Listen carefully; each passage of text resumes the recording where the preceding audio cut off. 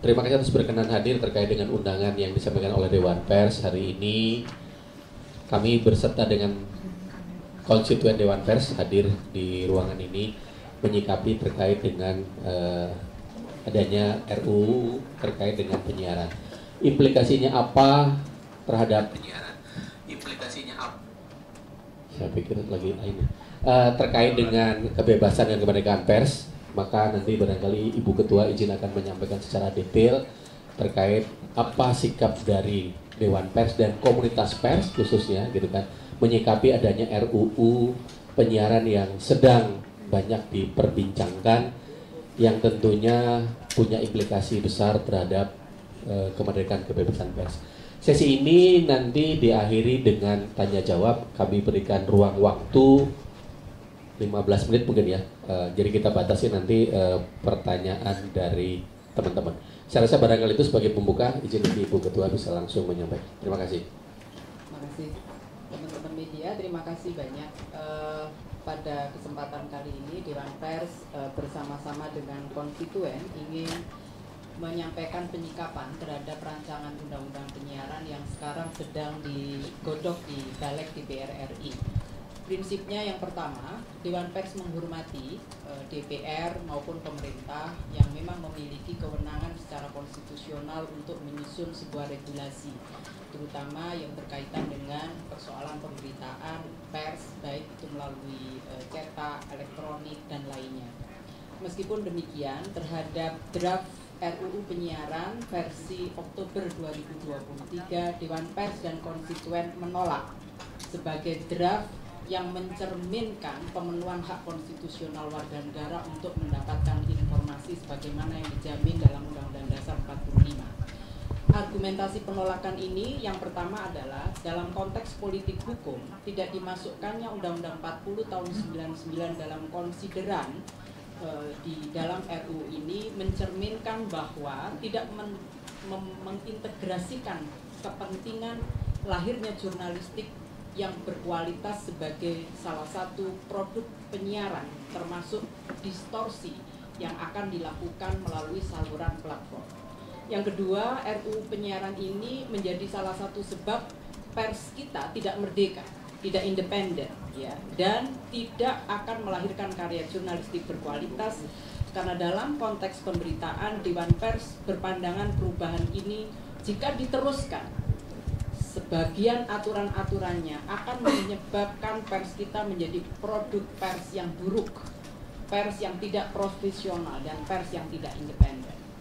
Nah yang ketiga, dari sisi proses, ini saya baru ngomong proses nih ya, dari sisi proses RUU ini menyalahi putusan Mahkamah Konstitusi nomor 91 PUU 18 tahun 2020 bahwa penyusunan sebuah regulasi harus meaningful participation.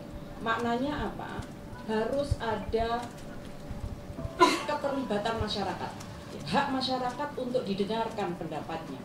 Hak masyarakat untuk dipertimbangkan pendapatnya. Dan nanti kalau masukan-masukan masyarakat itu tidak diintegrasikan, bahkan para penyusun kebijakan diminta untuk menjelaskan kenapa masukan-masukan itu tidak diintegrasikan. Dan dalam konteks RUU penyiaran ini, Dewan Pers dan konstituen selaku penegak Undang-Undang 40 ya, tidak dilibatkan dalam proses penyusunan RUU ini. Secara substantif, kenapa kemudian kita menolak draft ini? Yang pertama adalah ada pasal yang memberikan larangan pada media investigatif. Ini sangat bertentangan dengan mandat yang ada di dalam Undang-Undang 40 pasal 4. Ya, karena kita sebetulnya dengan Undang-Undang 40 tidak lagi mengenal penyensoran, pemberedelan, dan pelarangan-pelarangan penyiaran terhadap karya jurnalistik berkualitas. Nah, penyiaran media investigatif itu adalah satu modalitas kuat dalam karya jurnalistik profesional. Nah, yang kedua adalah soal penyelesaian sengketa jurnalistik. Di dalam RUU ini dituangkan penyelesaian itu justru akan dilakukan oleh lembaga yang sebetulnya tidak punya mandat penyelesaian etik terhadap karya jurnalistik. Mandat penyelesaian karya jurnalistik itu ada di Dewan Pers dan itu dituangkan dalam undang-undang. Oleh karena itu penolakan ini didasarkan juga bahwa ketika menyusun peraturan perundang-undangan perlu dilakukan proses harmonisasi agar antara satu undang-undang dengan yang lain tidak tumpang tindih, ya. Karena pengaturan ini juga diatur di dalam Perpres, ya, Perpres 32 tahun 2024 yang baru saja disahkan oleh Presiden.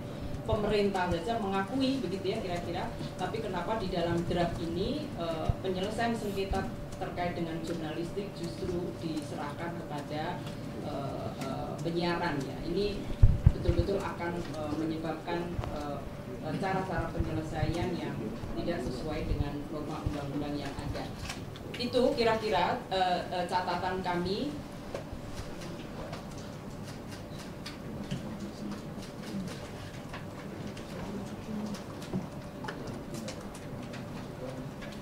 Nah, di luar itu saya akan meminta beberapa kawan-kawan konstituen yang akan menambahkan, ya, yang secara langsung akan memberikan pandangan terhadap RUU penyiaran ini. Kami persilakan.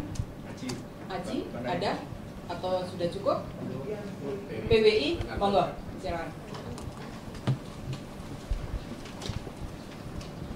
Baik, terima kasih Ibu Ketua dan anggota Wakil Ketua dan anggota Dewan Pers, teman-teman sekalian.